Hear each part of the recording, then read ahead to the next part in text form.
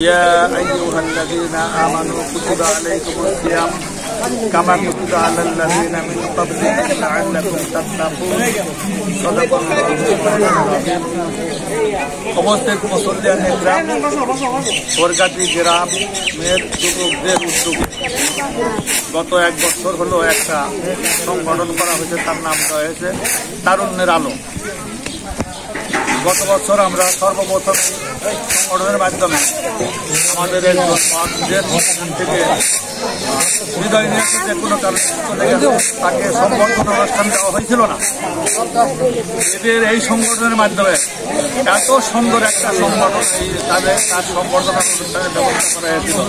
খুব সুন্দরভাবে আমরা তাদের অনুষ্ঠান করেছি আর তাকে সম্মানজনক আমরা কিছু উপহার উপস্থাপন দিয়েছিলাম। সে অত্যন্ত খুশি আনন্দিত। আয়োজক সরকারি যুবকরা এত সুন্দর এত ভালো যে মহান রব্বুল আলামিন আজকে মাহে রমজানের শেষ দিন হয়তো ভাবে আমরা রোজা রেখেছি, আমরা জান্নাতি মানুষগুলোকে নিয়ে এখানে বসতে পেরেছি। কারণ জান্নাতি মানুষের জন্য বললাম, আল্লাহ রাব্বুল আলামিন বলেছেন যে ঈমান এবং তার সাথে যেই বান্দা বান্দি মাহে রমজানের রোজা রাখবে আল্লাহ তার জীবনের সমস্ত গুনাহ খাতা মাফ করে দেবে। গুনাহ যাদের মাফ হবে তারাই তো জান্নাতে যাবে, কথা ঠিক নেবে।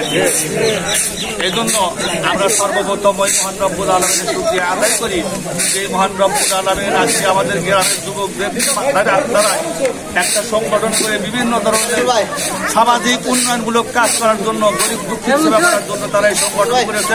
আর কোন উদ্দেশ্য তাদের নাই, কথা অনেক সংগঠন করে সমিতি করে সুদের উপর টাকা লাগায়, কথা ঠিক না। এদের অন্য কোনো উদ্দেশ্য নেই, একমাত্র খালি জনগণের সেবা করা। সুবহানাল্লাহ বলেন। এই জন্য আমরা সর্বপ্রথম মহান রব্বুল আলামিনের শুকরিয়া আদায় করি, বলি আলহামদুলিল্লাহ। লাখো কোটি দরুদ ও সালাম আমার আপনার প্রিয় নবী মুহাম্মদ রাসূলুল্লাহ সাল্লাল্লাহু আলাইহি ওয়াসাল্লাম। আমি একটা হাদিস পড়েছি, ভালো করে শোনেন। মানুষ মনে করে যে নামাজ আর রোজাই শুধু ইবাদত, আর কি ইবাদত নাই? আর কি ইবাদত নাই? একজন আল্লাহর বান্দা অথবা বান্দি যদি কোনো দুঃখী মানুষের দুঃখ মোচন করার জন্য, রাস্তাঘাটের উন্নয়ন করার জন্য, মানুষের পানির ব্যবস্থা করার জন্য আধা ঘন্টা যদি সময় ব্যয় করে 10 বছর মসজিদে বসে থেকে কাজ করলে যে সব তার চাইতে বেশি নাকি আমল নামে দান করে। আমরা তো খালি বাসির নামাজ আর রোজা আর ইসলামের অন্য কোনো কাজ আমাদের দ্বারা হয় না, কথা ঠিক না ঠিক? সকল কাজে আমাদেরকে করতে হবে। আজকে যুবকরা এত সুন্দর একটা আয়োজন করেছে, ইফতারি করেন একটা সবের কান্না গুনার কাজ, কথা কন না কেন? এই গ্রামের মুরব্বীদের দাওয়াত দিচ্ছে তাদের সংগঠন পরিচয় করা দেওয়ার জন্য, এবং তারা কি কাজ করে এই কাজ করার জন্য তারা জনগণের বা আমাদের মুরব্বীদের একটু দিকে আশা করে থাকে, কথা ঠিক না ঠিক? যেহেতু ভালো কাজ যদি কোনো মানুষ করে সেই কাজের সহযোগিতাও করা সবের কাজ, কথা বলেন। আজকে আমাদের যুবকরা, আমি আমার যুবক ভাইদেরকে বলবো, আজকে তোমরা ইসলামের জন্য ইফতার মাহফিল জোগাড় করেছ না অন্য কিছুর জন্য? ইসলামের জন্য। তোমাদের মতো যুবকদেরকে ইসলামের জন্য প্রয়োজন আছে, কথা ঠিক না ঠিক? আজকে সমাজ দেশ দুর্নীতি মুক্ত হয়ে গেছে। তোমরা ছাত্ররা আন্দোলন করে, বৈষম্য বিরুদ্ধে আন্দোলন করে সকল বৈষম্য তোমরা দূর করার জন্য আন্দোলন করছো, কথা ঠিক না ঠিক? আমি আর তোমাদের কাছে আহ্বান জানাবো যে আমাদের গ্রামে যত অন্যায় অত্যাচার এবং দুঃখী মানুষ আছে, রাস্তাঘাটের উন্নয়ন সব তোমাদেরকে করতে হবে। মুরব্বীরা তোমাদের সহযোগিতা করবেন ইনশাআল্লাহ। তারপরে তোমাদের মধ্যে একজন আল্লাহর বান্দা আছে, তোমাদেরই ভাই, আমাদের গায়ে একজন বিশেষ ক্যাডার নাই, কথা ঠিক না ঠিক? আমি সেজন্য বলেছি আমাদের মাঝে একজন বিশেষ ক্যাডার আল্লাহ বানায় দিচ্ছে, ডাক্তার মোহাম্মদ সেলিমউদ্দিন, চেনেন তো সবাই। উনি সরকারি চাকরি হয়েছে, ও তার মাধ্যমে তার নেতৃত্বে আমি আমার গ্রামবাসী যুবকদেরকে বলবো ভালো ভালো কাজগুলো তোমরা গ্রামে করবে। আমরা এই দেশ থেকে চলে যাবো, আমরা 4টা প্রতিষ্ঠান দাঁড় করে আছি, ইনশাল্লাহ আমরা মুরব্বীরা সেই প্রতিষ্ঠান করে সমাপ্ত দিই, কথা ঠিক না ঠিক? সমাজ না মানুষরা অনেক করতে পারে কিন্তু কাজ করা বড়, কথা বলেন না কেন? কাজ করা বড় কঠিন, সমাজ কাজ করলে থাকবেই। তো শেষের কথা যে আমি একটা কারিগর তেলাওয়াত করেছি, আল্লাহ রাব্বুল আলামিন বলেছেন ইয়া আইয়ুহাল্লাযীনা আমানু কুতিবা আলাইকুমুস সিয়াম কামা কুতিবা আলাল্লাযীনা মিন ক্বাবলিকুম লাআল্লাকুম তাত্তাকুন। আল্লাহ ঈমানদারদেরকে ডাক দিয়ে বলছে, কাদের ডাক দিয়ে বলছে? ঈমান তো আমরা আছি, আবার ডাক দিয়ে আল্লাহ সতর্ক করে দিয়েছে হে ইমানদারগণ, তোমাদের উপর রোজা ফরজ করা হয়েছিল যেমন কি ফরজ করা হয়েছিল তোমাদের পূর্ববর্তী নবীর দের উপর এবং তাদের উম্মতের উপর। সুবহানাল্লাহ বলেন। সম্ভবত মাহে রমজানের রোজা রাখলে তোমরা তাকওয়াগিরি, খোদাভীতি, পরহেজগারি অর্জন করতে পারবে। সুবহানাল্লাহ বলেন।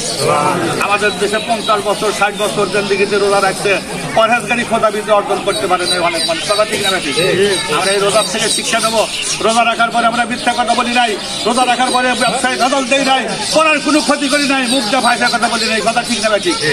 এই রোজা পার হওয়ার পরেও যদি আমরা এই চরিত্র, এই আখলাক আমরা উন্নত করতে পারি, ঠিক করতে পারি, তাহলে রোজা রাখার পার্থক্য হবে। সুবহানাল্লাহ বলেন।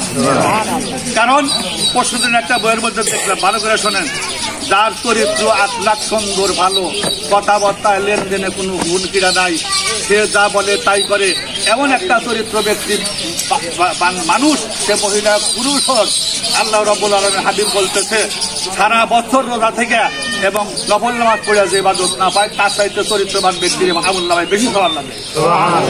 দুনিয়ায় সব কিনতে পাওয়া যায়, চরিত্র কিন্তু কিনতে পাওয়া যায় না। এটা নিজের দ্বারাই অর্জন করতে হয়। কথা ঠিক না ঠিক? এই জন্য তোমাদেরকে বলবো, তোমরা যুবক মানুষ, তোমরা ইচ্ছা করলে আল্লাহ তোমাদের দ্বারা বহু ভালো ভালো কাজ করে দিতে পারে। কথা ঠিক না ঠিক? আমি তোমাদেরকে আহ্বান রাখছি, এই গ্রামে তোমরা সকল দিক দিয়া গরিব দুঃখী, রাস্তাঘাট, প্রতিষ্ঠান যত আছে সব প্রতিষ্ঠানে সহযোগিতা হয়ে আমরা যেন এই দুনিয়া থেকে চলে যাব। তোমাদের জন্য যেন আমাদের দোয়া করি যে আমার ছেলে সন্তানরা ভালো ভালো কাজ করতেছে, গ্রামে কোনো অনলাইন নাই, অত্যাচার, দুর্নীতি নাই, সবাই ভালোভাবে মানুষ বসবাস করতেছে। মসজিদ হয়েছে, সেই মসজিদ দেখে সবাই নামাজ পড়তেছে, কবরস্থানের কাজ করতেছে, ঈদগাহ মাঠের কাজ করতেছে, মাদ্রাসার কাজ করতেছে। সবাই আমরা সহযোগিতায় করে এই প্রতিষ্ঠানগুলো আমরা উন্নত করার জন্য চেষ্টা করবো ইনশাআল্লাহ। ঠিক আছে তো? আর এই সংগঠনের জন্য আপনারা সবাই দোয়া করবেন, ওরা যেন আগামী দিনে আরো ভালো ভালো কাজ করতে পারে। আল্লাহ রাব্বুল আলামিন সেই কাজগুলো করার জন্য তৌফিক দান করেন। আমি এই কথাগুলো সংক্ষিপ্ত বলে আমি আপনাদের কাছে বিদায় নিচ্ছি। আসসালামু আলাইকুম ওয়া রাহমাতুল্লাহি ওয়া বারাকাতুহু।